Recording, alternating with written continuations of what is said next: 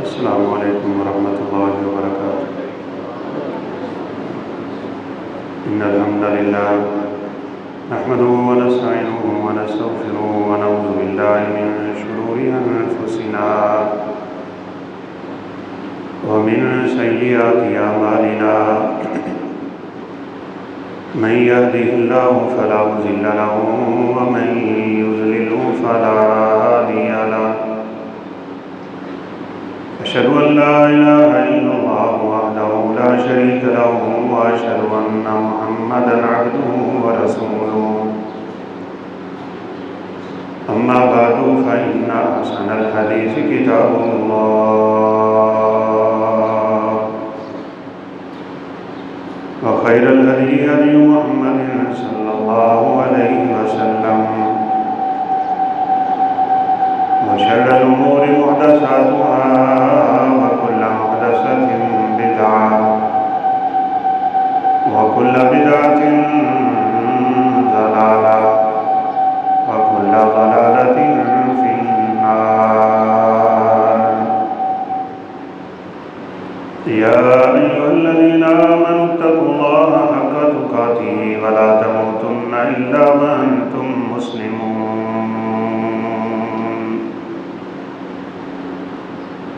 يا أيها الذين آمنوا اتقوا الله وقولوا قولا سديدا يصلح لكم أعمالكم ويغفر لكم ذنوبكم ومن يطع الله ورسوله فقد فاز فوزا عظيما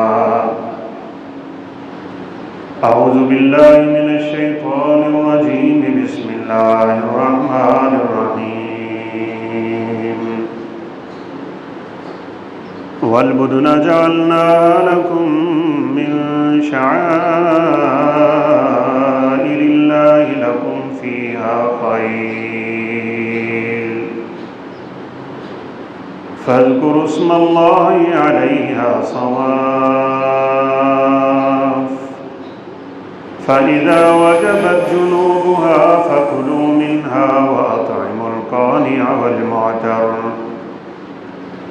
كذلك سخرناها لكم لعلكم تشكرون لن ينال الله لحومها ولا دماؤها ولكن يناله التقوى منكم كذلك سخرها لكم لتكبروا الله على ما هداكم وبشر المحسنين رب اشرح لي صدري ويسر لي أمري واحلل عقدة من لساني يفقهوا قولي رب زدني علما سبحانك لا علم لنا إلا ما علمتنا إنك أنت العليم الحكيم۔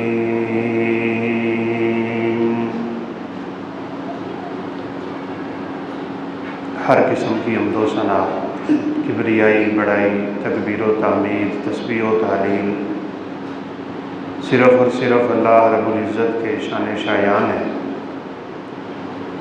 لاکھوں کروڑوں انگنت درود و سلام تاجدار انبیاء، فخر الانبیاء، خاتم الانبیاء والرسل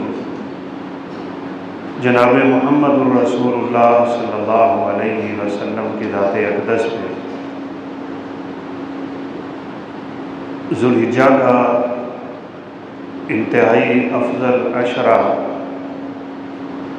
بڑی تیزی سے اپنے اختتام کی طرف رواں دواں ہے۔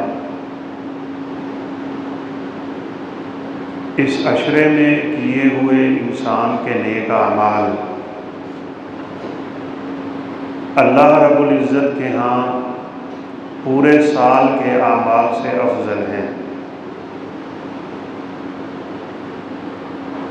ویسے تو ان دنوں میں ہر نیکی ہی انسان کو کرنی چاہیے، لیکن کچھ عبادات اس عشرے کی بہت ہی خاص ہیں۔ ان میں سے سب سے آسان اور سب سے زیادہ جس کی ہمیں ضرورت ہے وہ اللہ رب العزت کی کبریائی کی تکبیریں کہنا ہے۔ اللہ رب العزت کا ذکر کرنا ہے۔ سلف صالحین میں سے کسی نے تو یوں بھی کہا ہے کہ اگر ایک شخص رستے میں کھڑا ہو کے سونے کے سکے تقسیم کر رہا ہو، ہر آنے جانے والے کو سونے کا ایک سکہ دیتا ہو، اور اس کے پاس ایک کھڑا ہوا آدمی اللہ کی تکبیریں کہہ رہا ہو، تو یہ تکبیر کہنے والا افضل ہے۔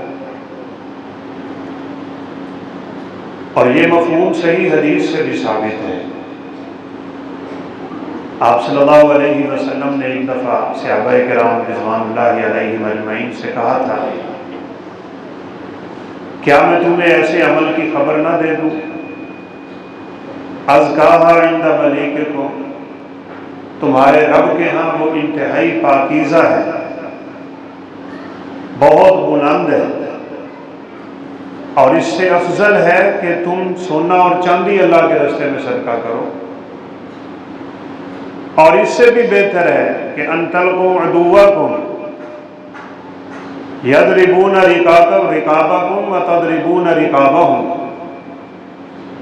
یہ عمل اللہ کے ہاں اس سے بھی بہتر ہے کہ تم دشمن کے سامنے کھڑے ہو جاؤ، وہ تمہاری گردنیں مارے تم ان کی گردنیں مارو، یعنی جہاد سے بھی افضل۔ تو صحابہ کرام نے فرمایا کیوں نہیں؟ تو آپ صلی اللہ علیہ وسلم نے ذکر الہی کی طرف توجہ دلا۔ تو یہ ایام تکبیریں کہنے کے تک کثرت سے تکبیریں پڑھیں۔ آپ صلی اللہ علیہ وسلم نے فرمایا فَأَكْثِرُوا فِيهِنَّ التَّسْبِيحَ وَالتَّهْلِيلَ وَالتَّكْبِيرَ، سبحان اللہ، الحمدللہ، اللہ اکبر، یہ کثرت سے پڑھو ان دنوں میں۔ بچوں کو پڑھائیں، گھروں میں پڑھیں، مسجدوں میں پڑھیں، گلیوں میں پڑھیں، بازاروں میں پڑھیں۔ سیدنا ابو ہریرہ رضی اللہ تعالیٰ عنہ اور سیدنا عبداللہ بن عمر رضی اللہ تعالیٰ عنہما ان دنوں میں نکلتے، مینا کے بازاروں میں جاتے، جہاں حجاج بیت اللہ حج بیت اللہ کی سعادت کے لیے پہنچے، اونچی آواز میں تکبیر کہتے، تو لوگ ان کی تکبیر سن کے تکبیریں کہنا شروع ہو جاتے۔ اور مینا کا میدان بہت لمبا چوڑا میدان ہے۔ اللہ رب العزت میں ان مشاعر مقدسہ کی زیارت نصیب فرمائے۔ تو الفاظ ہیں کہ ان کی تکبیر سن کے مینا کا میدان تکبیروں سے گونج پڑتا تھا۔ آج بھی الحمدللہ وہاں تکبیرات بڑی بلند آواز سے پڑھی جاتی ہیں، اور اس سنت کو ہمیشہ کے لیے تازہ رکھا جاتا ہے۔ تو یہ سب سے پہلا اور آسان کام، تکبیرات اللہ رب العزت کا حکم بھی ہے، وَاذْكُرُوا اللَّهَ فِي أَيَّامٍ مَّعْلُومَاتٍ، یہ چند دن گنتی کے ہیں، ان میں اللہ کا ذکر کر لو، ان دنوں کا ذکر، ان دنوں کا صدقہ، ان دنوں کی نمازیں، ان دنوں کی عبادتیں، ریاضتیں، صدقات، خیرات، جو کچھ بھی ہوگا وہ پورے سال کے اعمال سے افضل ہے۔ پھر ان دنوں میں ایک بہت بڑا کام روزہ رکھنا ہے، اور بالخصوص 9 ذوالحجہ کا روزہ، عرفہ کے دن کا روزہ۔ حاجی نہیں رکھ سکتے، حاجیوں کے لیے یہ روزہ منع ہے۔ اللہ رب العزت نے یہ فضیلت غیر حاجی کو دے دی۔ حاجیوں نے اگلے دن بہت کام کرنا ہوتے ہیں، بڑی مشقت سے گزرنا ہوتا ہے، کہیں یہ روزہ انہیں عبادات سے کمزور نہ کر، یہ ہمارے لیے ہے۔ آپ صلی اللہ علیہ وسلم نے فرمایا صیام یوم عرفہ احتسب علی اللہ ان یکفر سنتین، عرفہ کے دن کے روزے کے بارے میں مجھے اللہ رب العزت پہ یقین اور امید ہے کہ ایک روزہ 2 سال کے گناہوں کو معاف کروا لیتا ہے۔ تو آپ پھر ان لوگوں کی فضیلت سمجھیں جو اس وقت عرفات کے میدان کی تیاریاں کر رہے ہیں۔ جس دن کا روزہ ہمارے 2 سال کے گناہ معاف کروا لیتا ہے، اس دن جس کو یہ توفیق ملی کہ وہ عرفات کے میدان میں پہنچ گیا، نبی کریم صلی اللہ علیہ وسلم نے فرمایا الحج والسج، ان دنوں کا بہت خوبصورت عمل یہ ہے اونچی آواز میں تلبیہ پڑھا جائے، اور وہ تو سابزہ حجاج بیت اللہ پڑھتے ہیں۔ اللہ ہماری زبانوں پہ یہ ترانہ حرمین شریفین کی فضاؤں میں جاری ہے، لیکن ایک بات بڑی گمبھیر ہے کہ جب وہاں جا کے ہم کہتے ہیں نا لبیک اللہم لبیک، لبیک لا شریک لک لبیک، اللہ کی توحید کا رب سے عہد کر لیتے ہیں۔ لبیک کا مطلب ہوتا ہے اللہ میں حاضر ہوں، کئی بار حاضر ہوں، ہر بار حاضر ہوں، میں تیرے ہر حکم پہ حاضر ہوں۔ پھر یہاں آ کے انسان وہ وعدہ توڑ دے۔ حاجی صاحب وہاں سے حج کر کے آتے ہیں اور یہاں آ کے نعوذ باللہ پھر نمازوں کی سستیاں، پھر اعمال کی کمزوریاں، پھر اپنی من مرضی من چاہی اور اپنی خواہشات، اور پھر تجارت کے دھندے اور ان کاموں میں دو نمبریاں۔ یہ رب سے کیا ہوا عہد جب بندہ توڑتا ہے نا تو پھر عذاب بھی زیادہ ہوگا۔ الذین ینقضون عہد اللہ من بعد میثاقہ وَيَقْطَعُونَ مَا أَمَرَ اللَّهُ بِهِ أَن يُوصَلَ وَيُفْسِدُونَ فِي الْأَرْضِ أُولَٰئِكَ هُمُ الْخَاسِرُونَ۔ یہ لوگ گھاٹے کھا گئے۔ پکا مومن تو وہ ہوتا ہے جو اللہ سے کیا کسی مسلمان سے بھی وعدہ کرے تو پورا کرتا ہے۔ یہ مسلمان کا شعار ہے، اور ابراہیم علیہ السلام کی سنت کو تازہ کرنے کے لیے ہم ان دنوں میں انشاءاللہ بےتاب ہیں۔ ان کی بڑی صفت اللہ نے بیان کی ہے، وَإِبْرَاهِيمَ الَّذِي وَفَّى، وہ وعدے کے بڑے پکے تھے، با وفا انسان تھا، وہ کوئی دو نمبری نہیں ہے، کوئی دھوکہ نہیں ہے۔ یہ نہیں ہے کسی کو انشاءاللہ کہہ کہ نعوذ باللہ مولوی صاحب بھی ڈنڈی مار جاتے ہیں کہ میں نے انشاءاللہ کہا تھا اس لیے نہ بھی پہنچا تو خیر ہے، ایسے نہیں۔ مسلمان وعدوں کے سچے ہوتے ہیں۔ وعدہ خلافی منافق کی علامت ہوا کرتی ہے۔ آپ صلی اللہ علیہ وسلم کی مشہور حدیث ہے اربع من کن فیہ کان منافقا خالصا، چار چیزیں جس بندے میں آ گئی وہ پکا منافق ہے۔ اللہ ہم سب کو بچا کے رکھے۔ اذا حدث کاذب، بات کرے تو جھوٹ بولتا ہے۔ واذا خاصم فجر، کسی سے لڑائی ہو تو گالیاں بکتا ہے۔ واذا وعد اخلف، وعدہ کرے تو وعدہ خلافیاں کرتا ہے۔ واذا اؤتمن خان، کوئی امانت رکھے تو اس میں خیانتیں کرتا ہے۔ یہ تو منافقوں کی علامتیں ہوا کرتی ہیں۔ تو جو لوگ عرفات کے میدان میں جائیں گے یقین مانیں وہ اس قدر خوش نصیب ہیں۔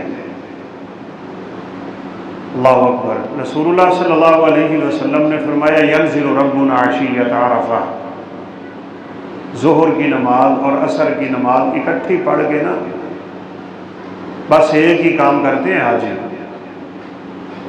سورج کے غروب ہونے تک رب کے سامنے رو رہے ہیں، دعائیں کر رہے ہیں، گریہ زاری ہو رہی، مناجات کا سلسلہ ہے، رب تعالیٰ کو منانے کا اور گناہوں کو بخشوانے کا ایک بہت لمبا چوڑا طویل سلسلہ قائم ہو چکا ہے۔ کہاں ظہر کی نماز، کہاں شام کی نماز، رو رو کے ہم نے دیکھا لوگ اس مسجد کے فرش گیلے کر لیتے تھے۔ پھر رب تعالیٰ، اللہ اکبر، حدیث کے الفاظ ہیں یباہی، اللہ فرشتوں کو بلا لیتا ہے۔ شام کے وقت اللہ رب العزت عرفات کے میدان میں نازل ہوتا ہے، حدیث کے الفاظ ہیں۔ کیا شان ہے ان حجاج کی، اور وجہ یاد رکھیے گا، وہاں پہنچ کے انسان اپنے وعدے پورے کر رہا ہے، تکبر، گھمنڈ اور غرور ختم کر چکا ہے۔ بڑے بڑے امیر زادے دو چادروں میں کھڑے ہیں، وہاں امیر غریب کا کوئی تصور نہیں ہے، وہاں کالے اور گورے کا کوئی فرق نہیں ہے، ایک لباس، ایک تلبیہ، ایک آواز، ایک پکار، ایک دعا، ایک میدان۔ یہاں اجتماعیت کا درس ہوتا ہے، اللہ کی توحید کا علم بلند ہوتا ہے۔ اسی توحید کی وجہ سے اللہ اتنے خوش ہو جاتے ہیں کہ شام کے وقت اللہ رب العزت خود نازل ہو جاتا ہے۔ ایسے تو ہر رات اللہ آسمان دنیا پہ نازل ہوتے ہیں۔ اللہ ہمارے ان مولویوں اور بھائیوں کو ہدایت دے جو اللہ رب العزت کے نزول میں باتیں کرتے ہیں، مثالیں دیتے ہیں کہ کیسے اللہ نازل ہوتا ہوگا۔ یہ نہیں ہو سکتا، یہ گمراہی جو صفات اللہ اور اللہ کے رسول صلی اللہ علیہ وسلم نے بیان کر دی ہمیں ماننی، مثالیں نہیں دینی، عقلیں نہ دوڑائیں۔ سیدنا ابو ہریرہ رضی اللہ تعالیٰ عنہ نے ایک دفعہ حدیث بیان کی کہ صبح کو جب کوئی تم میں سے اٹھے نا تو اپنا ہاتھ دھوئے بغیر برتن میں داخل نہ کرے۔ تو ایک صحابی کہہ بیٹھے برتن بہت بڑا ہو تو پھر کیا کرے؟ تو انہوں نے فرمایا یا ابن اخی اذا حدثت حدیثا عن رسول اللہ صلی اللہ علیہ وسلم فلا تضرب له مثلا، اور میرے بھتیجے جب اللہ کے پیغمبر کی بات سن لو نا تو آگے سے مثالیں نہ دیا کرو، ماننے والے بنو، بس سمعنا واطعنا کا جذبہ اپنے اندر رکھو۔ ہمارا ایمان ہے، یقین ہے اللہ رب العزت نازل ہوتا ہے جیسے اس کی شان کے لائق ہے نازل ہوتا ہے، اور اپنے بندوں کی بخشش کے لیے نازل ہوتا ہے، اسی طرح اللہ رب العزت عرفات کے میدان میں نازل ہوتا ہے، اور فرشتے بھی ساتھ ہوتے ہیں۔ اور حدیث کے الفاظ ہیں اللہ رب العزت فرشتوں سے یہ بات کر کے فخر محسوس کرتے ہیں، دیکھو فرشتوں یہ وہ میرا بندہ ہے جس کو میں بنانے لگا تھا تو تم نے کہا تھا یہ لڑائی کرے گا، یہ فساد کرے گا، یہ قتل و غارت کرے گا، جاؤنی شوسن غبرن، ان کے سروں کی مٹی دیکھو، ان کے بے لباس ہونے کا رنگ اور ڈھنگ دیکھو، مجھے پکارنے کا انداز دیکھو، یہ یہاں کون سا فساد کرنے آئے ہیں؟ بتاؤ مجھ سے کیا مانگتے ہیں، کس چیز کی تمنا کر رہے ہیں، کس چیز سے پناہ مانگتے ہیں؟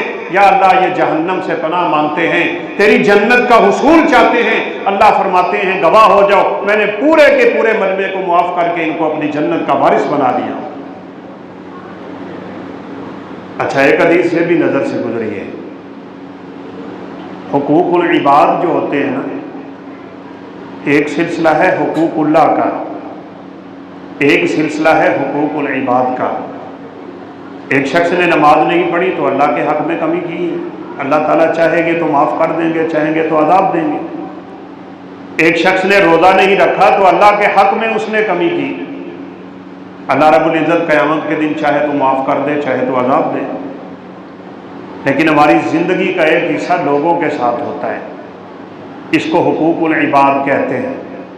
اللہ نہ کرے آپ نے کسی کو زندگی میں گالی دی ہو،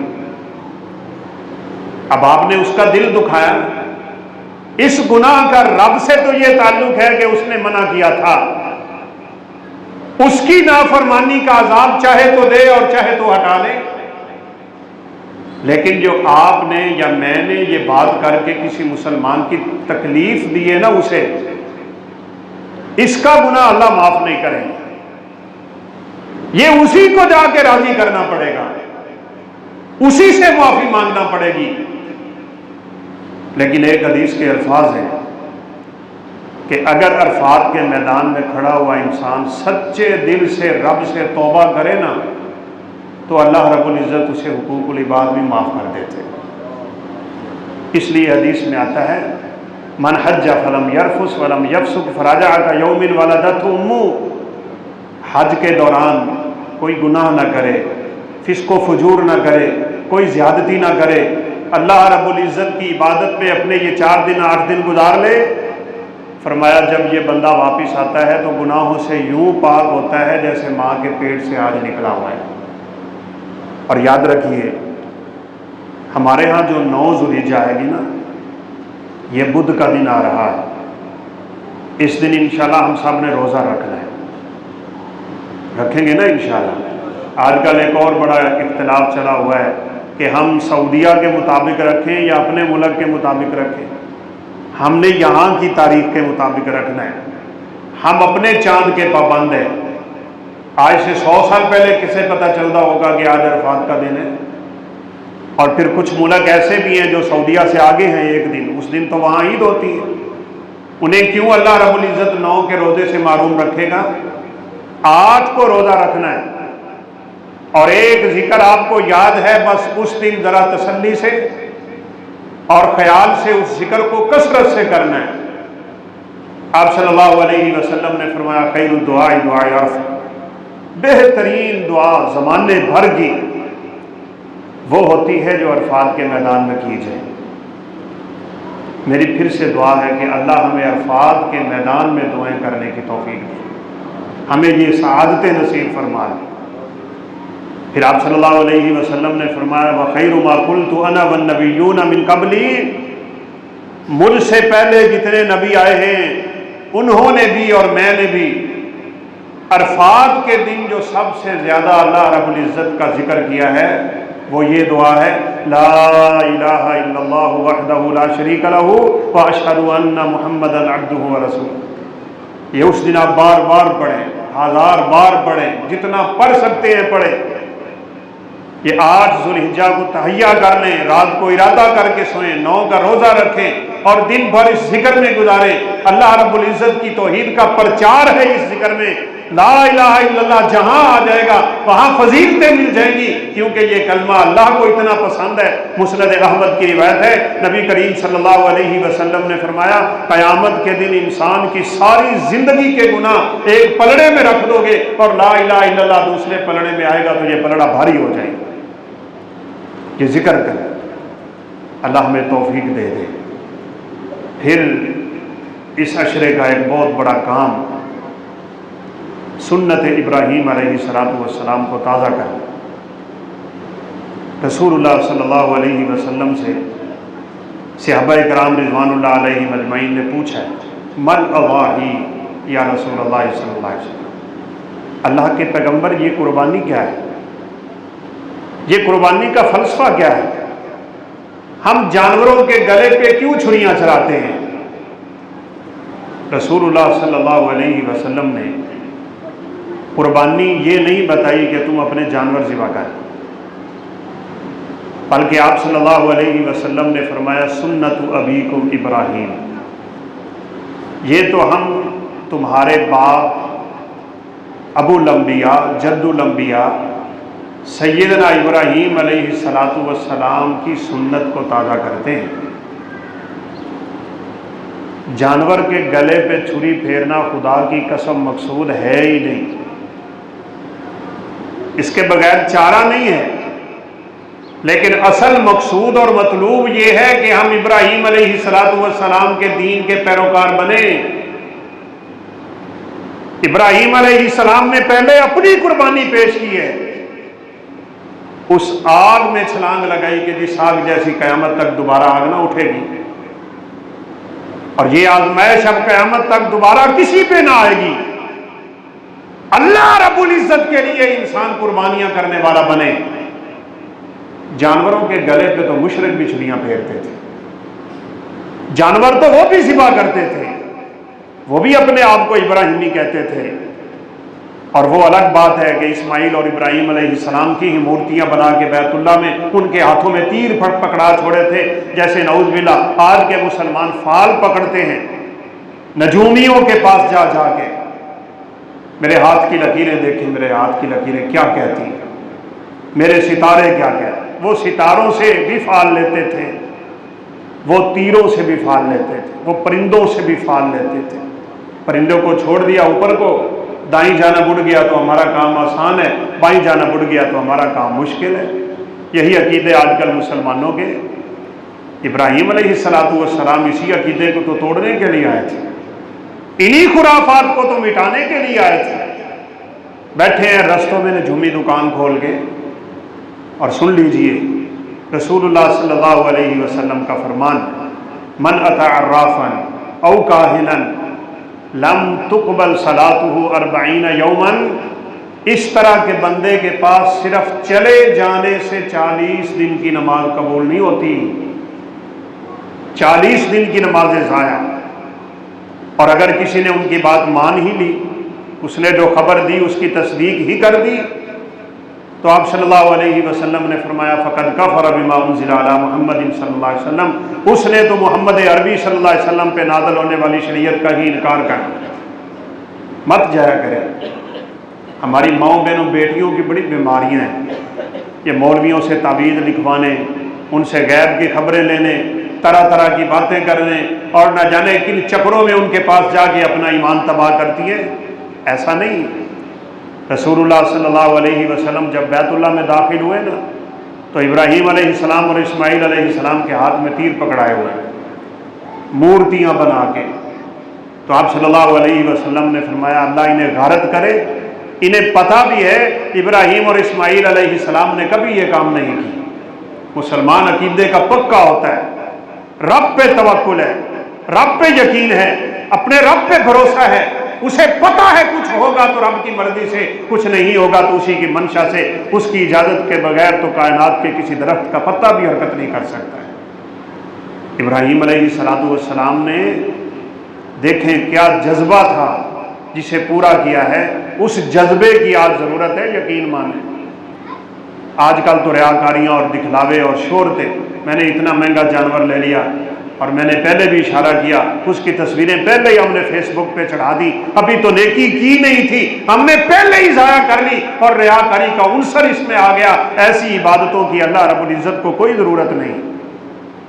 بلکہ حدیث کے الفاظ ہیں اللہ قیامت کے دن کہیں گے ترکتہ وشرکہ، میں نے اس بندے کو بھی چھوڑ دیا جس نے یہ کام کیا تھا، اور اس نے جو عمل کیا تھا وہ عمل بھی میں نے چھوڑ دیا. اب مشرکین مکہ بتوں کے آگے گوشت رکھتے اور خون سارا بیت اللہ کی دیواروں کے ساتھ مال دیتے تھے کہ یہ ہماری قربانی کے قبول ہونے کی علامت. اللہ رب العزت نے یہ آیت اتاری لَن يَنَالَ اللَّهَ لُحُومُهَا وَلَا دِمَاؤُهَا وَلَٰكِن يَنَالُهُ التَّقْوَىٰ. اللہ کو خون نہیں چاہیے، نہ اس کو خون پہنچتا ہے. اسے گوشت نہیں چاہیے، نہ اسے گوشت پہنچتا ہے. اسے جانور کا حجم نہیں، اس کا بڑا پن نہیں، اس کا مہنگا پن نہیں. اگرچہ یہ شریعت میں مطلوب ضرور ہے، اسے اس سے بڑی چیز مطلوب ہے، اور وہ یہ کہ تیرے دل کی کیا حالت ہوتی ہے. وَلَٰكِن يَنَالُهُ التَّقْوَىٰ، اسے تیرے دل کا خوف اور تقویٰ اور پرہیزگاری پہنچتی. اور ساری کی ساری عبادتوں کا مقصد تقویٰ ہے. روزے کیوں رکھتے ہو؟ تاکہ دل میں اللہ کا خوف بیٹھ جائے. نماز ہم کیوں پڑھتے ہیں؟ تاکہ دل میں اللہ کا خوف بیٹھ جائے. حج کیوں کرتے ہیں؟ تاکہ دل میں اللہ کا خوف بیٹھے، ہم پکے سچے مسلمان بنیں، زندگی کے ہر لمحے پہ اپنے رب کو راضی کرنے والے بن جائیں. اس کی اجازت کے بغیر ہم زندگی میں کچھ نہ کریں، یہ ہوتا ہے ایمان، اور یہ ہے مطلوب، یہ تقویٰ کا مقصد ہے، اور یہی قربانی کا سب سے بڑا مقصد ہے. اب ابراہیم علیہ السلام نے اپنی خواہشات کی اور اپنی دنیا کی اور دنیا کے مال کی اور اپنے نفس اور جان کی کیسے قربانی دی. ہم سب جانتے ہیں اگر آج اللہ رب العزت ہم سے یہ مطالبہ کر لے کہ تو اپنے بیٹے کی گردن پہ چھری پھیر، سوال ہی پیدا نہیں ہوتا. ہمارے مسلمان بھائی تو جانور کے گلے پہ چھری نہیں پھیرتے. اس وقت ان کو پتہ نہیں کیا کیا یاد آنا شروع ہو جاتا ہے قربانی کے موقع پہ. میں نے اس کا بھی قرضہ دینا ہے، میں نے یہ بھی کرنا ہے، میں نے بیٹی کی شادی بھی کرنی ہے، میں پہلے قربانی کروں کہ شادی کروں. ہمیں اس وقت شیطان بہت کچھ یاد دلاتا ہے، اور پھر اوپر سے یہ سوشل میڈیا کا کردار ہے، پرنٹ میڈیا کا کردار ہے، الیکٹرانک میڈیا کا کردار ہے. جو ہی دو موقع آتے ہیں، ایک حج کا اور ایک قربانی کا، اس طرح کے بد نصیب لوگ میدان میں آ جاتے ہیں کہ آپ قربانیوں پہ پیسہ ضائع کرنے کی بجائے کسی غریب کی بیٹی کا نکاح کروا دیں، آپ فلاں کا علاج کروا دیں. انہیں تب نہیں یاد آتا جب فضول خرچیوں میں پیسہ برباد کیا جا رہا ہوتا ہے. یہ سنت ہے، سنت اس کو تازہ کرے. بلکہ ایک دن تو میں نے مضمون پڑھا کہ مسلمان اتنی جانوروں کی جانیں ضائع کر دیتے ہیں، انہیں خوف نہیں آتا. دنیا میں جانور کم ہو رہے ہیں اور یہ عید القربان کے موقع پہ لاکھوں کروڑوں کی تعداد میں جانور ذبح کر دیتے ہیں. انہیں یہ کام نہیں کرنا چاہیے، نعوذ باللہ. یہ یاد رکھیے اللہ رب العزت کا ایک قانون ہے. اللہ کہتے ہیں جو کچھ تم میرے رستے میں دو گے نا، میں اس سے بہتر دیتا ہوں. یہ نہیں ہو سکتا دنیا میں گائے ختم ہو جائے، یہ نہیں ہو سکتا دنیا میں بکرے ختم ہو جائیں. یہ جتنے رب کے رستے میں قربان کرو گے اللہ اتنی ہی زیادہ تعداد میں ہمیں واپس دے گا. آپ دیکھ لیں، وہ ایک بات ہے تو تھوڑی سی مشکل لوگوں کے لیے. گھوڑا حلال ہے، رسول اللہ صلی اللہ علیہ وسلم نے گھوڑا ذبح بھی کیا ہے. صحیح بخاری کی روایت ہے، نہرنا فرسن، سیدہ عائشہ فرماتی ہیں ہم نے گھوڑا حلال کیا. ہمارے پاکستان میں گھوڑا حلال نہیں کیا جاتا. آپ دیکھ لیں دنیا میں بالخصوص پاکستان میں گھوڑوں کی کتنی کو تعداد ہے. ہم جو جانور ذبح کرتے ہیں ان کی تعداد چیک کریں، جس کو بچا کے رکھتے ہیں اس کی چیک کریں. یہ سب دنیا داروں کے دھندے، وگرنہ اللہ رب العزت کا قانون ہے اللہ کے راستے میں جو کچھ دو گے اللہ اسے قرض حسنہ سے تعبیر کرتا ہے، وگرنہ رب اس کو کیوں قرض کہے. ہم دنیا میں کسی کے ساتھ اچھا سلوک کر دیں، کسی پہ احسان کر دیں، وہ احسان فراموش نہیں بنتا، اچھا بندہ ہونا چاہیے. جب ہم اللہ رب العزت کو کچھ دیتے ہیں تو اللہ کہیں بڑھا چڑھا کے ہمیں واپس دیتا ہے، یہ اس کا قانون ہے. لہذا ان لوگوں کی باتوں میں نہیں آنا چاہیے. پورے شوق سے اور ذوق سے ابراہیم علیہ السلام کی سنت کو تازہ کریں، اور آپ صلی اللہ علیہ وسلم کا یہ فرمان بھی ذہن میں رکھیں. آپ نے فرمایا من وجد سعۃ فلم یضحی فلا یقربن مصلانا، جس کے پاس طاقت ہو اور پھر وہ قربانی نہ کرے وہ ہماری عیدگاہ میں ہمارے ساتھ آ کے نماز نہ پڑھے. قربانیاں کریں، شوق سے کریں. صحابہ اکرام رضوان اللہ علیہ مجمعین فرماتے ہیں ہم جانور خریدتے، ان کو کھلاتے پلاتے موٹا کرتے اور ان کو خوب فربا کر کے ان کی خوب دیکھ بھال اور نگہداشت کر کے انہیں اچھا بنا کے اللہ رب العزت کے راستے میں قربان کرتے تھے. آج کسائی کو فون کرتے ہیں اتنا گوشت ہمارے گھر پہنچا دو، یہ قربانی ہے. ہمارے کچھ بھائی تو ماشاءاللہ اتنے تیز بنے ہوئے ہیں، 1,20,000 کی گائے لی، 20,000 کے 6 حصے ڈال دیے، 1,20,000 پورا ہو گیا، اپنا حصہ مفت میں ڈال دیا. یہ مسلمان بیچارہ قربانی کر رہے ہیں. اور ہم ایسے بھائیوں کو بھی جانتے ہیں جنہوں نے کروڑ کے قریب کے بکرے بیچے اور خود گائے میں حصہ ڈالا. اور بھائیوں اس گوشت پوشت کی اللہ کو کوئی ضرورت نہیں ہے.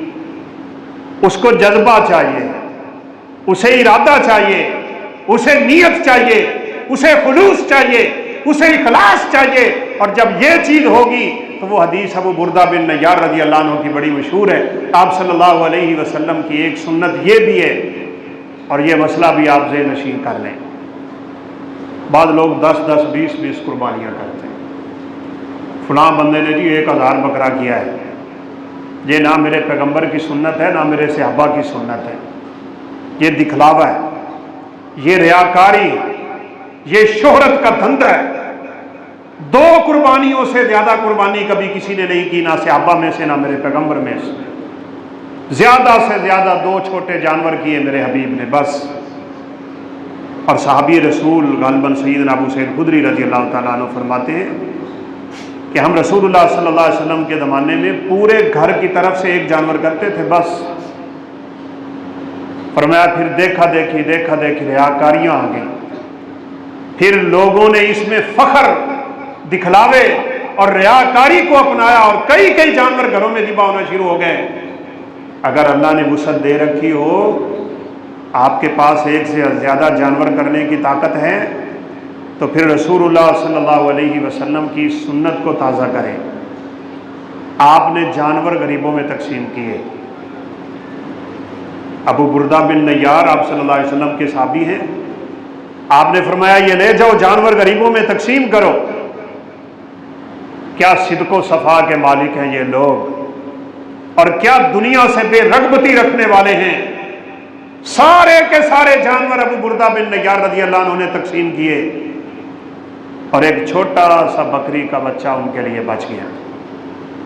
یہ تو قربان نہیں ہو سکتا تھا. جانور کے لیے تو شرط ہے کہ وہ دوندہ ہو اور عیب سے پاک ہو.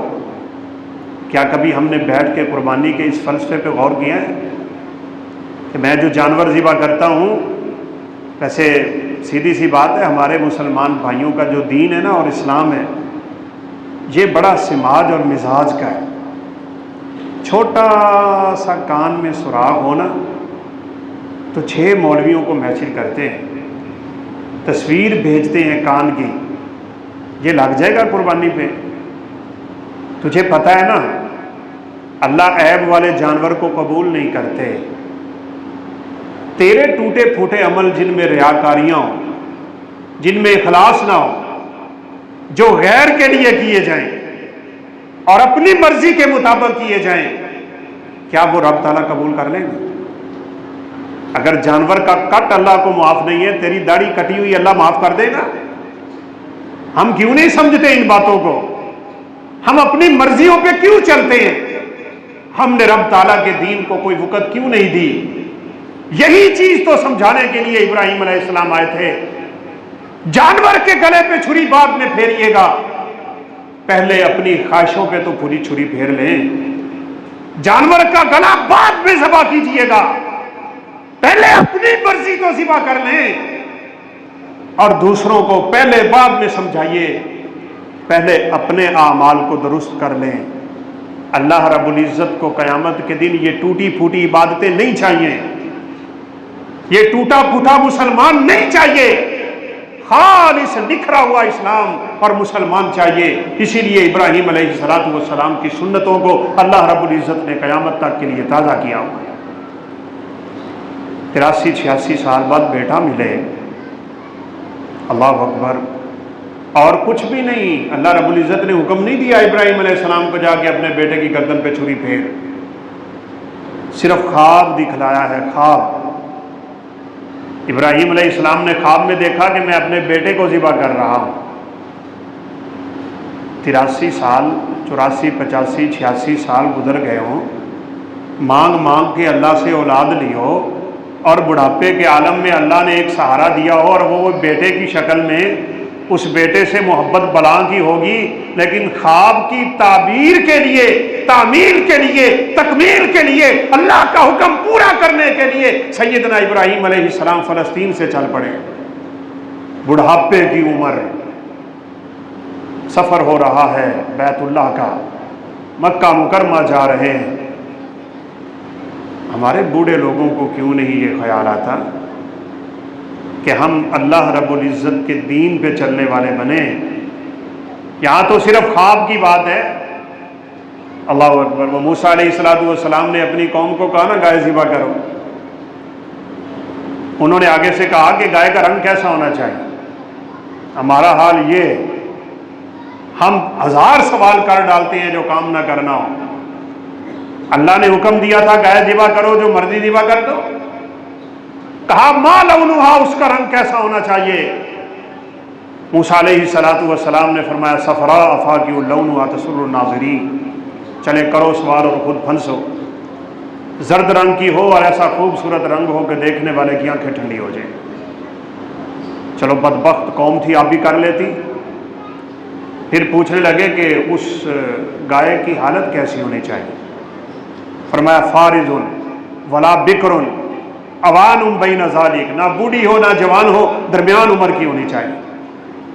پھر بھی نہیں کی، کہنے لگے ان البقرہ تشابہ علینا، ہمیں سمجھ نہیں آ رہی کس طرح کی گائے ہونی چاہیے۔ یہ آج کل جتنے بھی مسلمان ہیں نا، نبی کریم صلی اللہ علیہ وسلم کی سنت کے سامنے سوالات داغنے والے، یہ بالکل بنی اسرائیل کی قوم جیسے ہوتے ہیں۔ مجھے ایک ساتھی نے باقاعدہ میسج بھی لکھا، پرچی بھی دی کہ صحابہ کرام میں سے جو نبی صلی اللہ علیہ وسلم کے 4 خلیفہ ہیں نا، ان 4 خلیفہ سے آپ نماز میں رفع الیدین کی حدیث لکھ کے دیں، مجھ سے 1 لاکھ روپیہ انعام لے لیں، اور میں اس حدیث پہ عمل کرنا بھی شروع ہو جاؤں گا اور میں رفع الیدین کرنا بھی شروع ہو جاؤں گا۔ میں نے کہا بالکل نہیں کرے گا۔ اس طرح کے عذر، اس طرح کے بہانے، اس طرح کے اعتراضات، اس طرح کے سوالات کرتا ہی وہ ہے جس کے اندر عمل کی جسارت نہیں ہوتی اور اللہ رب العزت نے اس کے دل پہ مہر لگا چھوڑی ہوتی، وگرنہ تو یہ حدیث 10 مبشرہ سے ثابت ہے، صرف خلفائے 4 سے نہیں۔ جن 10 صحابہ کو بشمول خلفائے 4 کے اللہ کے پیغمبر نے جنت کی بشارت دی تھی، ان 10 کے 10 صحابہ سمیت 200 کے قریب صحابہ روایت کرتے ہیں کہ اللہ کے پیغمبر رفع الیدین کیا کرتے تھے۔ مانا، لکھ کے دیتا ہوں، نہیں مانیں گے۔ یہ مسلمانوں کی فطرت اور عادت بنی ہوئی، کرنے والا بس سنتا ہے اور عمل کرتا ہے، اور یہی کامیاب ٹھہرتا ہے۔ میں نے یہاں درس میں اشارہ کیا تھا، کامیابی کا راز یہی ہے، سمینا واطعنا، سنو اور ماننے والے بن جاؤ، عمل کی کوشش میں لگ جاؤ۔ توفیقیں اللہ ایسی دیتا ہے کہ اس کے لیے اللہ سارے راستے آسان کر دیتے ہیں۔ پھر اس واقعے کی طرف ادنا سا اشارہ کر دیتا ہوں۔ صحابیات، مبشرات، مطہرات، یہ پاکیزہ ہستیاں، عشاء کی نماز پہ پیغام ملا ہے کہ آج کے بعد گھروں سے نکلو گی تو چادریں کر کے نکلو گی۔ پہلی دفعہ حکم نازل ہو رہا ہے، کل ازواجک و بناتک و نساء المؤمنین یدنین علیہن من جلابیبہن۔ گھروں میں چادریں کیا دوپٹے نہیں تھے؟ اتنی لمبی چادر کہاں سے لیں؟ صحابہ کرام ایک چادر میں نماز پڑھا کرتے تھے، نیچے باندھ کے، بس پورا وجود ننگا ہوا کرتا تھا ان کا۔ اور اصحاب صفہ بیچارے تو سجدے میں جاتے ہوئے چادر کو آگے سے پکڑ لیتے تھے کہ کہیں سے کھل نہ جائے اور سطر پوشی کے مسائل نہ بن جائیں۔ اس عالم میں، اس حالت میں، اس وقت میں، اس قسم پرسی کے عالم میں اللہ نے حکم دیکھو کیا دیا، فرمایا جلباب پہن کے نکلو گی۔ کل سے جو عورت گھر سے نکلے سر سے لے کے پاؤں تک چادر ہونی چاہیے، یہ پہن کے گھر سے نکلنا لازمی ہے۔ اب عشاء کے بعد پیغام ملا ہے اور فجر کی نماز انہوں نے آ کے مسجد نبوی میں پڑھ لی۔ عذر تو تھا، بہانہ تو تھا، وہ کہہ دیتی ہمارے پاس چادریں نہیں، وہ کہہ دیتی اتنی لمبی چادریں ہم کہاں سے لائیں، ہمارے پاس طاقت نہیں۔ لیکن یہ بات 100% درست ہے، کام کرنے والے لوگ موقع تلاش کرتے ہیں اور نکمے اور نہ کرنے والے لوگ بہانہ تلاش کرتے ہیں۔ الفاظ ہیں روایت کے، ان اللہ کی بندیوں نے پوری رات لگا کے اپنے گھر کے کونے قدروں سے ایک ایک ٹانکی اکٹھی کی۔ کوئی کپڑا پڑا تھا تو اس کو پھاڑ لیا، پوری رات بیٹھ کے سلائی کرتی رہیں اور صبح نماز کے لیے نکلی ہیں تو چادریں پہن کے نکلی۔ اس طرح ہوتی ہے کامیابی، ان لوگوں کی کامیابی قدم چوما کرتی ہے۔ سنے اور ماننے والے بن جائیں۔ عذر نہیں کیا کہ ابھی تو خواب آیا ہے، اللہ نے حکم نہیں دیا، 83-86 سال بعد بیٹا ملا ہے، میں فلسطین میں بیٹھا ہوں، میرا بیٹا مکہ میں بیٹھا ہے، میں کیسے جا کے اس کی گردن پہ چھری پھیر دوں؟ مجھے تو گھر سے چل کے مسجد میں آ کے نماز پڑھتے ہوئے سر میں پانی پڑتا ہے۔ لیکن اللہ کی ماننے والے اللہ رب العزت کے حکموں کے سامنے کوئی چیز پیش نہیں کرتے۔ ابراہیم علیہ السلام نے رخت سفر باندھا ہے، سفر شروع کر دیا۔ اللہ اکبر۔ وہاں پہنچ کے نا اماں جی حجرہ علیہ السلام کو کہا ہوگا کہ ابراہیم آئے ہیں اسماعیل کو لینے کے لیے۔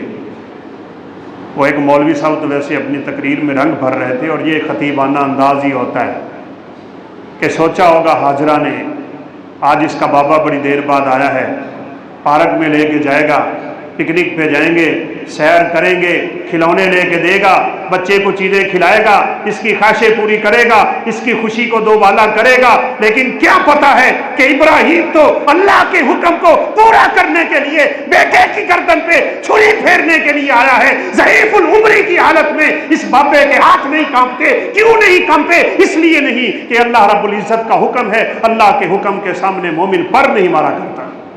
ہم مرضی نہیں چھوڑتے، ہم برباد ہی اسی لیے ہو کھڑے، ہم تباہ اسی لیے ہوئے ہیں، ہمارا رب ہم پہ ناراض ہی اسی لیے ہے۔ میرے ملک میں اسی لیے اللہ رب العزت نے مہنگائی کا طوفان کھڑا کر دیا۔ ہماری سیاسی صورت دیکھ لیں، ہماری معاشی حالت دیکھ لیں، ہماری سماجی حالت دیکھ لیں، معاشرتی حالت دیکھ لیں، ہمارے خاندان کا نظام دیکھ لیں، ہمارے آپس کے تعلق دیکھ لیں، نمازیوں کی حالتیں دیکھ لیں، انتظامیہ کا حال دیکھ لیں، بگڑی ہوئی صورتحال نظر آئے گی۔ وجہ یہی ہے ہم اپنے رب کو ناراض کر کے بیٹھے ہیں، اور خدا کی قسم ناراض کر کے بیٹھے ہیں۔ یہ اللہ کی ناراضگی کی علامتیں ہوتی ہیں۔ اللہ طرح طرح کے عذاب مسلط کرتا ہے، لیکن ماننے والوں پہ اللہ خوش ہو جاتا ہے۔ ابراہیم علیہ السلام لے کے گئے نا اسماعیل کو، اللہ اکبر، اس بیٹے کا امتحان لے رہے ہیں۔ کیا کہا تھا؟ فرمایا یا بنیا انی ارا فی المنام انی اذبحک فانظر ماذا تری۔ میرا بیٹا میں نے خواب دیکھا ہے، تیرا گلا ہے، میرے ہاتھ میں چھری ہے، اور میں اللہ رب العزت کی رضا کے لیے تجھے قربان کر رہا ہوں۔ لفظ قربان قرب سے ہے، جو کچھ کرو اللہ کا قرب حاصل کرنے کے لیے کرو۔ اللہ اکبر۔ ویسے کیا خیال ہے اگر اسماعیل علیہ السلام کہتے نہیں ابا میں ذبح نہیں ہونا چاہتا، تو کیا ابراہیم علیہ السلام نے چھوڑ دینا تھا؟ سوال ہی پیدا نہیں ہوتا۔ اسماعیل ہاں کرتے گردن پھر بھی جانی ہے، اسماعیل نہ کرے تو گردن پھر بھی جانی ہے۔ قربان جائیں اس جد الانبیاء پہ۔ اپنے بیٹے کا امتحان صرف اس لیے لینا چاہتے تھے اگر میرا بیٹا اس عمل پہ راضی ہوا تو جو جذبے اللہ نے مجھے عطا کیے ہوئے ہیں میرا بیٹا بھی اس نیکی میں یوں شریک ہوگا کہ اللہ کے امتحانوں میں پاس ہو جائے۔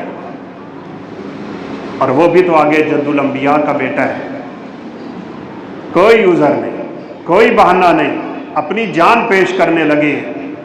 مجھ سے چند ٹکے کا بکرا پیش نہیں کیا جاتا، مرے کھپے ہوئے جانور خرید کے لاتے ہیں منڈیوں سے جا کے، پیسہ بچانے کے چکر میں کاروبار میں لاکھوں اڑا دے گا، لیکن عمرے اور حج کی بات کرے تو سر میں پانی پڑ جائے گا۔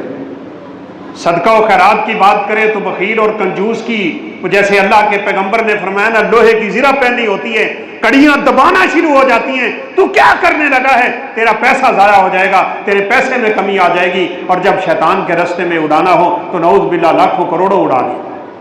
وہاں نہیں کوئی بات انہیں ذہن میں آتی ہے۔ زین لہم الشیطان اعمالہم، انسان کے لیے عمل اس شیطان نے مزین کر چھوڑے ہوتے ہیں، وہاں اڑاتا ہے لوگوں کو دکھانے کے لیے بس۔ اب اسماعیل علیہ السلام کہنے لگے یا ابت افعل ما تؤمر، میں نے پچھلے جمعے میں اشارہ کیا تھا، ابراہیم علیہ السلام نے اپنے بیٹے کو یا ابت کہہ کے پکارا تھا، اے میرے پیارے ابا جان، کافر صحیح، مشرک صحیح، بت کا پجاری صحیح، بت فروش صحیح، مذہب کا دوسرا صحیح، بکھرا ہوا اور بچھڑا ہوا ہی صحیح، رب سے دور ہی صحیح، وہ باغی اور سرکش ہی صحیح، لیکن باپ ہے، باپ کے سامنے ابراہیم علیہ السلام کے کلمے بڑے باادب تھے، احترام والے تھے۔ اولاد کو کبھی والدین کے سامنے اونچی آواز میں بولنا نہیں چاہیے، باوجود اس کے کہ باپ ان کو دھتکار چکا ہے، جھاڑ چکا ہے، مار چکا ہے، کہہ چکا ہے راغب انت عن آلیتی یا ابراہیم، ابراہیم تیرے ٹکڑے کر دوں گا، پتھر مار مار کے رجم کر دوں گا، تجھے میرے گھر سے جلا ہونا پڑے گا، یہاں سے نکال دیا جائے گا، تو اگر میرے بتوں کو برا بھلا کہے گا تو میرے گھر میں تیرے لیے کوئی ٹھکانہ نہیں۔ ابراہیم علیہ السلام نے پھر بھی پیار سے کہا تھا یا ابت، اے میرے ابا کوئی بات نہیں، استغفر لک ربی، میں اپنے رب سے تیرے لیے بخشش طلب کرتا رہوں گا۔ آج ابراہیم کو اپنے اس مبارک بیٹے کی صورت میں اللہ ان کی فرما برداری کا انعام دے رہا ہے۔ فبشرناہ بغلام علیم، ہم نے ایسا بیٹا دیا کہ صدیق النبی، وہ سچا بھی تھا، وہ نبی بھی تھا، وہ مخلص بھی تھا، وہ توحید پرست بھی تھا، اس کے اندر وہ حنیفیت بھی تھی جو ابراہیم علیہ السلام کی صفات تھی، اللہ نے اسی بیٹے میں رکھی ہوئی تھی۔ یہ نہیں کہا ابا تو نے تو خواب دیکھا تھا، کس خواب کی بنیاد پہ مجھے ذبح کرنے آ گیا ہے؟ کہا یا ابت افعل ما تؤمر ستجدنی انشاءاللہ من الصابرین، وہی لفظ جو ابراہیم نے اپنے باپ کو یا ابتی کہہ کے پکارے تھے، آج ابراہیم علیہ السلام کا بیٹا اپنے باپ کو یا ابتی کے ساتھ ہی پکار رہا ہے۔ اے میرے پیارے ابا جان، آپ میری گردن پہ چھری پھیریں اور اپنے رب کا حکم پورا کریں، آپ مجھے ایسا صابر پائیں گے کہ لوگ قیامت تک میرے صبر کے مظاہرے کی اور صبر کے اس جذبے کی مثالیں پیش کرتے رہیں۔ یہ ہے قربانی، بیٹے کی قربانی دینی ہو تب۔ ہم تو سیدھی سی بات ہے یہ کہا کرتے ہیں، ہم سے اپنے بیٹے مدرسوں میں نہیں چھوڑے جاتے، ذبح کرنا تو دور کی بات ہے۔ ہاں یہ جذبہ ویسے صحابہ میں ہو سکتا تھا۔ ایک دفعہ رسول اللہ صلی اللہ علیہ وسلم نے واقعہ بیان کیا نا، آپ نے فرمایا کہ تم سے پہلی قومیں جو تھی نا، ان کے گناہوں کی معافی اس صورت میں بھی ہوئی ہے کہ اللہ رب العزت نے فرمایا فَاقْتُلُوا أَنفُسَكُمْ، مارو ایک دوسرے کو تلواریں اور قتل کرو اپنے آپ کو۔ فرمایا اگر اللہ تمہیں توبہ کا یہ حکم دیتے کہ تم بھی اپنی گردنیں اڑا دو پھر تمہاری توبہ قبول ہوگی تو تم اڑاتے؟ اللہ اکبر۔ صحابہ کرام رضوان اللہ علیہم اجمعین نے فرمایا اللہ کے حبیب، ہمیں رب کا اشارہ بھی ہو جائے نا تو ہم اپنی گردنوں پہ تلواریں چلا دیں۔ یہ ہیں جذبے جنہوں نے ان کو رضی اللہ عنہم ورضوا عنہ کے سرٹیفکیٹ عطا کر دیے، چلتے زمین پہ تھے، ان کے قدموں کی آواز جنت میں آتی ہے۔ اب اسماعیل علیہ السلام اور ابراہیم علیہ السلام دونوں اللہ رب العزت کے حکم کے سامنے اپنی جان اور اپنے بیٹے کی قربانی پیش کرنے لگے۔ قرآن کے الفاظ کیا ہے؟ فلما اسلما، اللہ اکبر۔ ایک وقت تھا جب ابراہیم علیہ السلام کو اللہ نے کہا تھا اسلم، इब्राहीम अस्लिम, इस्लाम ला, फरमा बरदार हो, मुती हो, इस्तिस्लाम कर, खुद को मेरे हवाले कर, अपने आप को मेरे सपुर्द कर, अपनी मर्जी छोड़, मंशा छोड़, अपनी ख्वाहिश छोड़, तमन्ना छोड़, आरजू छोड़, औलाद छोड़, घर छोड़, बीवी छोड़, बच्चे छोड़, सब कुछ छोड़ना पड़ता है। अल्लाह के सपुर्द होने के लिए बहुत कुछ करना पड़ता है। हम अपनी मर्जी नहीं छोड़ते तो अल्लाह की सपुर्दगी की क्या बात हो गई। अस्लिम, इब्राहीम ला, अपने आप को मेरे सपुर्द कर। इब्राहीम ने एक लम्हे की देर नहीं की, काला अस्लमतु लिरब्बिल आलमीन, कहा अल्लाह मैंने अपने आप को तेरे सपुर्द कर दिया, मेरा सब कुछ तेरे लिए। कुल इन्ना सलाती व नुसुकी व महयाया व ममाती लिल्लाहि रब्बिल आलमीन ला शरीका लहू। ये इब्राहीम अलैहिस्सलाम के ये अल्फाज आज हम इस सुन्नत को भी ताज़ा करते हैं। जानवर के ज़िबा करते हुए ये कलिमात भी पढ़ लिए जाते हैं। मेरी नमाज, मेरा रोज़ा, मेरी ज़िंदगी, मेरी मौत, मेरा मरना, मेरा जीना सिर्फ़ और सिर्फ अल्लाह के लिए है। बात याद रखिए, ला इलाहा इल्लल्लाह कह के आप भी रब से यही वादा करते हैं, या अल्लाह मैंने तुझसे वादा कर लिया, तू मेरा इलाह है, तू मेरा माबूद है, मैं तेरी मर्जी पे जिंदगी गुजारूंगा। और फिर इस वादे की खिलाफ वर्जी करके जब अपनी मर्जी करते हो, अल्लाह नाराज बहुत होता है। जब मुहम्मदुर रसूलुल्लाह अपनी ज़ुबान से हम अदा करते हैं तो रब से ये वादा करते हैं, मेरी पूरी की पूरी ज़िंदगी मेरे नबी के तरीके पे चलेगी। यहाँ से मस्जिद से निकल के ही हम ये सारे वादे तोड़ देते हैं, बल्कि मस्जिद में ही तोड़े जाते हैं। न जाने वो कौन सी जगह होगी जहाँ मुसलमान अपने आप को मुसलमान बनाएगा। हम तो एक मस्जिद का वाक़या सुन के हैरान रह गए, अल्लाह मुआफ़ फरमाए। ना जाने आसमान क्यों नहीं फटता और ज़मीन क्यों नहीं लोगों को गर्क करती। मस्जिद के कुरान मजीद नीचे जोड़ के ना चोरों ने उनके ऊपर चढ़ के मस्जिद का पंखा उतारा। ये हैं वो मुसलमान। ये काम यहूदी नहीं करते, ये ईसाई नहीं करते, ये सिख नहीं करते, और कोई दुनिया का गया गुजरा इंसान नहीं करता। हम एक दफ़ा गुजर रहे थे तो गुरुद्वारा देखने चले गए। हमारे असातिज़ा बेचारे जूती उतार के हाथ में पकड़ने लगे ना, तो एक सिख दौड़ गया है। उसने कहा रखें, ये मुसलमाना दी मस्जिद नहीं है, इत्थों जुतियाँ चोरी नहीं होंदियाँ। हमारे मुसलमानों का हाल तो खुदा की कसम इतना पतला है, हमारा इस्लाम भी ख़तरे में है, हमारा इस्लाम भी ख़तरे में है। खुद को पक्का मुसलमान कीजिए। नमाज, रोज़ा, ज़कात, हज और कलमा, ये 5 चीज़ों पे सख्ती से पाबंदी करने के बाद बंदा मुसलमान बनता है। ये बात याद रखिएगा। इसके बाद ईमान का दर्जा है, इसके बाद एहसान का दर्जा है। कभी बात करेंगे इस मौजू पे। हमारे मुसलमान तो क्या नमाज भी नहीं पढ़ते, साहिबे सरवत हो के हज नहीं करते, उम्रे पे नहीं जाते। और कितनी बदबख्ती हैं। आप लोग ये सोशल मीडिया से वाकिफ़ लोग तो जानते हैं, वो जो अब कश्ती डूबी है, एक तो यूनान वाली और दूसरी जो टाइटैनिक को देखने गए हुए हैं बेचारे। कैसा अल्लाह रब्बुल इज़्ज़त ऐसे लोगों के दिलों पे दुनिया की मोहरें लगा के गाफिल कर देता है। 15 करोड़ रुपया किराया भर के ये दोनों बाप बेटा जा रहे हैं, क्या देख लें?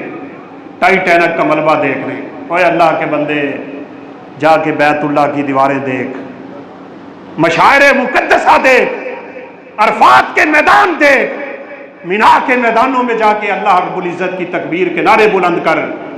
अगर देखना ही है तो रब के कुरान की आयतें देख, मस्जिद में आने जाने के मंजर देख। ये क्या हुआ? आज से 1100 साल पहले, 100 साल पहले एक जहाज़ टूटा है और तुम ज़मीन में 3000 फुट पानी में, 3800 फुट पानी में जाके उसका मलबा देखने जा रहे हो। ये दुनिया इंसान की अकल को बर्बाद कर देती है। मौत के मुंह को गले में, खुद ही मौत को अपने आप को बुला रही है। और शायद अल्लाह रब्बुल इज़्ज़त ने ये मंजर हमें दिखाना था, जहाँ इंसान की मौत लिखी होती है वहाँ इंसान खुद पहुँचता है, खुद पहुँचता है। यहाँ लोग भूखे मर रहे हैं, वो पैसे दे के मौत खरीद रहे हैं। 15 करोड़ का किराया, न जाने कितनी दौलत खर्च हुई होगी और न जाने कितने खर्चे किए होंगे तुमने एक टूटे हुए जहाज की ये लोहे के छापे देखने के लिए। जब इंसान अल्लाह के दीन से पीछे हटता है ना, तो अल्लाह रब्बुल इज़्ज़त उसको इसी तरह के फजूल कामों में लगाते हैं। और मोमिन तो अपना एक लम्हा भी भाई ज़ाया नहीं करता। रसूलुल्लाह सल्लल्लाहु अलैहि वसल्लम की सुन्नत है, बात ख़त्म करता हूँ। आप जब वाशरूम से बाहर निकलते ना تو آپ سب جانتے ہیں آپ کیا پڑھا کرتے تھے؟ غفرانک، اے اللہ مجھے بخش دینا۔ کس وجہ سے؟ کیا گناہ ہو گیا ہے واش روم میں؟ اللہ کے حبیب سے تو گناہ نہیں ہوتا، یہ بخشش کس لیے؟ یہ غفرانک کا کلمہ کس لیے؟ اس لیے کہ یا اللہ میں جتنی دیر اس چار دیواری میں بیٹھا رہا ہوں تیرا ذکر نہیں کر سکا، یہ لمحہ تیرے ذکر کے بغیر گزرا ہے، مجھے معاف کر۔ ہم کتنا ذکر کرتے ہیں رب تعالیٰ کا، اس لیے خود کو بڑی بدلنے کی ضرورت ہے۔ اللہ رب العزت سے دعا ہے وہ ہمیں اپنے پیغمبر کے اسوہ حسنہ پہ چلنے کی توفیق دے، ہمیں ملت ابراہیم علیہ السلام کا پابند بنائے، اس سنت ابراہیمی کے اصل مقاصد کو سمجھنے کی توفیق دے، اور اللہ رب العزت مسلمانوں کے یہ جذبات جو قربانی کی شکل میں ابراہیم علیہ السلام کی سنت کو تازہ کرنے کے لیے وہ دیں گے، اللہ ان کو قبول فرمائے۔ وآخر دعوانا الحمدللہ رب